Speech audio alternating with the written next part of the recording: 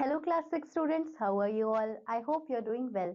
I am your English grammar teacher Sila. Today we are going to start with the 12th chapter, which is prepositions. So let's get started. A preposition is a word placed before a noun or pronoun to show in what relation the person or thing denotes by its stance it regards to something else.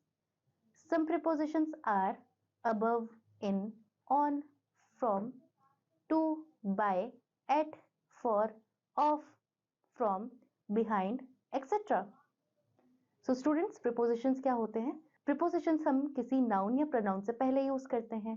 Preposition हमें क्या बताता है? किसी भी object या person के बीच का जो रिलेशन होता है, एक डिस्टेंस होता है, वो हमें प्रीपोजिशन से समझ आता है. इसके कुछ एग्जांपल्स हमने जैसे अभी पढ़े, above, in, it, on, from, by, etc. सो ये आपके कुछ एग्जांपल्स हैं. अब देखिए कुछ एक्सरसाइजेस. पहला है section A, choose the correct preposition from the brackets and fill in the blanks. अब यहाँ पर आपको ब्रैकेट्स में कुछ प्रीपोजिशंस दिए गए हैं, उनमें से आपको सही जो करेक्ट होगा उसको चूज करके ब्लैंक्स फिल करने हैं. पहला देखिए, the golf course is dash our house. अब यहाँ पर आपको दिए गए हैं विथ और बिहाइंड, ये दो प्रीपोजिशंस हैं, तो आप यहाँ पर लिख सकते हैं the golf course is behind our house. इसी तरीके से बाकी आप अपने आप कंप्लीट करेंगे. अब देखिए section B, fill in the blanks with suitable prepositions. अब यहाँ पर जो भी सूटेबल प्रीपोजिशन आपको लगे उससे आपको ब्लैंक्स फिल करने हैं. पहला है आपका, लता वॉज बोर्न डैश मुंबई. तो यहाँ पर आप लिखेंगे लता वॉज बोर्न इन मुंबई. इसी तरीके से बाकी आप अपने आप कंप्लीट करेंगे. अब आगे देखिए section C, look at the pictures of the room and decide if these statements are true or false.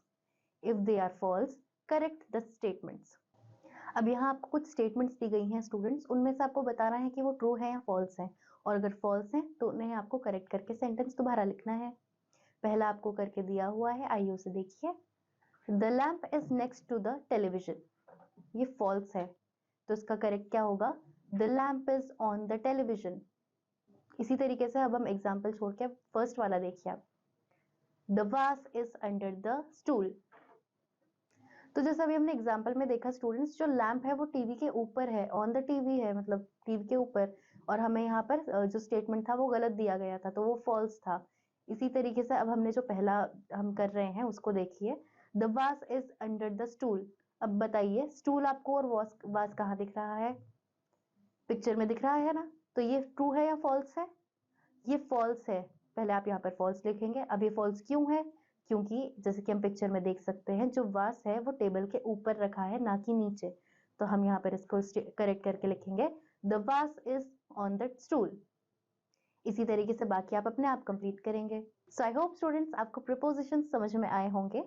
Exercise हम लोगों ने डिस्कस की है, बाकी आप अपने आप कंप्लीट करेंगे. Will meet you in the next class. Till then bye students.